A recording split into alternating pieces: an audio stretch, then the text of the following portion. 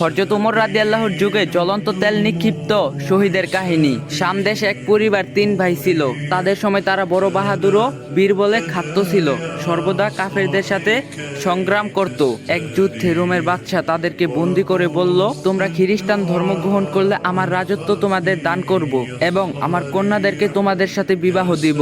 কিন্তু তারা অস্বীকার করলো এবং চিৎকার করে বলে উঠল, হে আল্লাহ, আমাদেরকে সাহায্য করুন।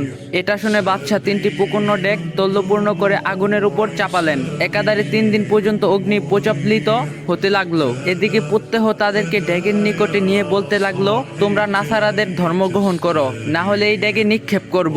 তারাও সবসময় অস্বীকার করতে লাগলো। চতুর্থ দিন পালাক্রমে প্রথম বড় ভাই ও পরে দ্বিতীয় ভাইকে ড্যাগে নিক্ষেপ করা হলো। তারপর তৃতীয় ভাইকে বুঝিয়ে বলতে লাগলো এবং অনেক চেষ্টা করতে লাগলো যেন নাসারা ধর্ম গ্রহণ করে, কিন্তু সেও কিছুতে গ্রহণ করলো না, অস্বীকার করলো। ইত্যবস্ত্রে একজন অগ্নি পূজক এসে বলল, বাদশা নামদার, আমি তাকে ধর্মান্তরিত করতে পারবো। সে বলল, আরববাসীরা নারী জাতিকে অতিশয় ভালোবাসে। আমার একটি পরমা সুন্দরী কন্যা আছে, তাকে এই কন্যা দান করলে সে ইসলাম ধর্ম ত্যাগ করবে। আসসালামু আলাইকুম গাইস, যদি ভিডিওটা ভালো লাগে বেশি বেশি করে শেয়ার করে দিবেন।